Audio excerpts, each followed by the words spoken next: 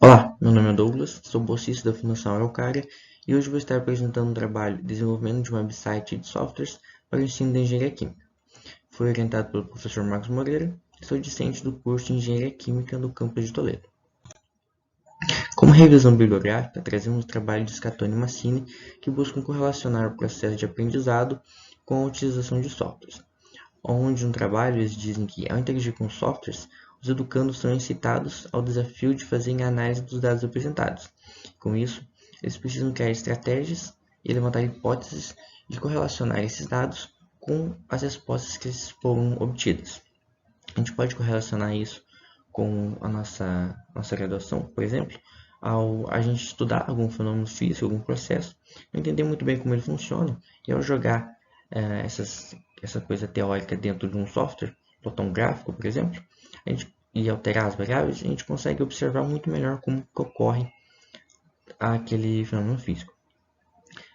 Com o trabalho de Ferreira e Vieira, a gente consegue entender a importância da utilização de uma linguagem de programação dentro do curso de engenharia, tanto dentro do curso quanto posteriormente no mercado de trabalho, na utilização dessas linguagens de programação como uma facilidade ao automatizar processos e tarefas no nosso dia a dia.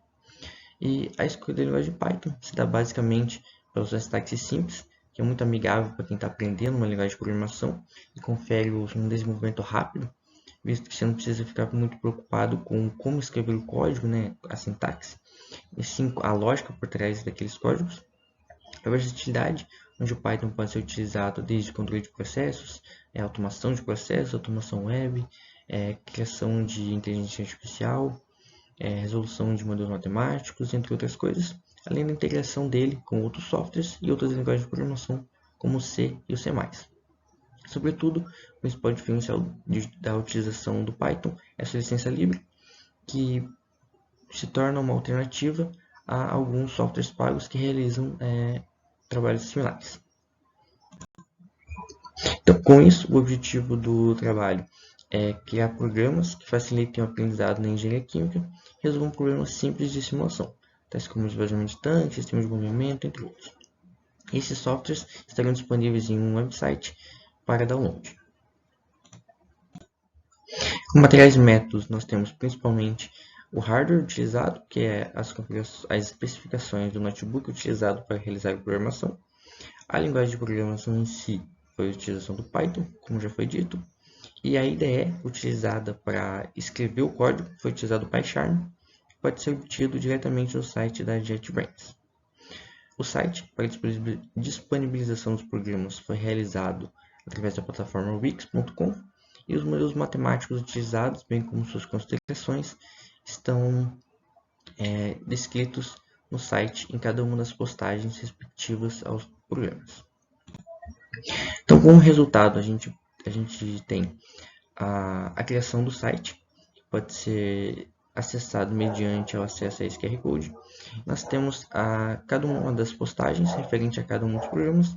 Dentro delas nós temos os modelos matemáticos, as considerações, uma breve revisão bibliográfica acerca do tema que o programa aborda e também um pequeno tutorial do YouTube como utilizar aquele programa. Então, partindo para os programas propriamente ditos, o primeiro desenvolvido foi o projeto de reatores isotérmicos, sem queda de pressão, onde o programa ele contempla 3 reatores, o batelada, o CSTR e o PFR, e os 2 tipos de reação, reversível e reversível.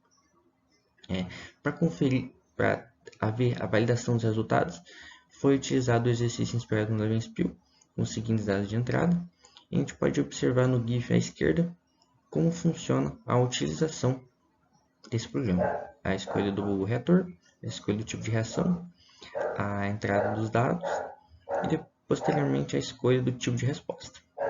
A gente observa que em aproximadamente 6.000 litros a gente obtém a conversão de 90 graus proposta no exercício, que foi também o que foi obtido pelo Levenspiel.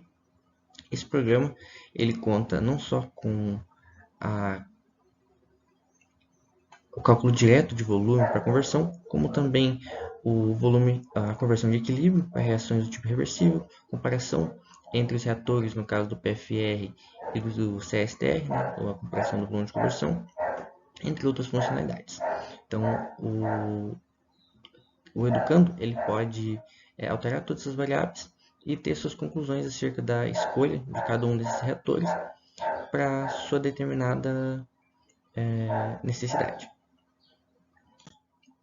O segundo programa desenvolvido foi o esvaziamento de tanques, qual a sua validação se deve pelo estudo proposto pelo Friesa, qual ele fez diversos ensaios.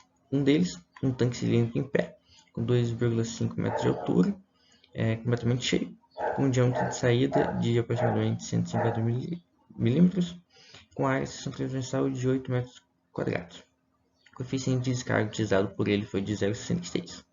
Então, na esquerda, a gente observa pelo GIF novamente como se dá o programa, a inserção dos dados de entrada e depois a simulação. No nosso programa, a gente tem 3 tipos de coeficiente de descarga. O mais próximo seria o 0,63. A gente observa que em aproximadamente 500 segundos a gente tem o esvaziamento completo do tanque, que também foi obtido pelo Friesa. Por fim, os dois últimos programas desenvolvidos foi o QUIZ e o sistema de movimento. O QUIZ é um programa que ele contempla aproximadamente 20 questões de diversas áreas dentro da engenharia química, com 4 alternativas cada, somente uma correta.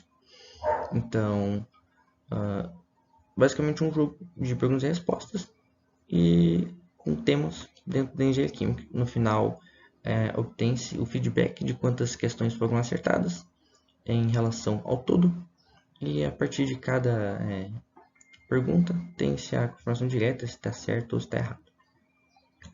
Para o programa do sistema de bombeamento, a gente tem a escolha do tipo de fluido que vai ser bombeado, se vai ser newtoniano, de potência ou Bingham, a sua densidade, e depois qual vai ser o tipo de resposta que a gente vai querer, a potência requerida ou a vazão máxima que pode ser obtida durante esse bombeamento. Então, pelo GIF a gente observa como é dado o funcionamento do programa, né? A inserção dos dados de entrada, que referentes à tubulação e ao fluido. Também é especificado os equipamentos durante a tubulação, né? Os cotovelos, os clivos, etc. Então, nós temos a saída da resposta, que é dada como uma caixa de mensagem. Então, a conclusão que a gente chega com esse trabalho é destacar a importância da programação dentro da engenharia química, evidenciando que os programas desenvolvidos durante esse trabalho são respaldados pela literatura. Tudo está também no site, tá? As referências bibliográficas de cada um dos programas está também no site. Tanto a parte de modelos, quanto a parte de dados, né, de resultados para comparar, tanto a parte de revisão bibliográfica feita dentro dos posts. E o uso das interfaces gráficas é o grande diferencial desses programas, né? Como dito anteriormente, essa interação direta com o usuário torna o processo mais dinâmico de aprendizado, onde o usuário pode facilmente alterar uma variável aqui, uma variável lá, e observar como que isso altera na sua resposta. E então, fazer as suas conclusões acerca de como isso altera o fenômeno, como o fenômeno ocorre, e como ele pode fazer suas escolhas, por exemplo, no caso dos reatores, qual reator que ele vai escolher, ou qual o tamanho da tubulação ele vai querer, entre outras necessidades. Com isso, agradecemos à Fundação Araucária por ter nos concedido a bolsa e agradeço a presença de todos.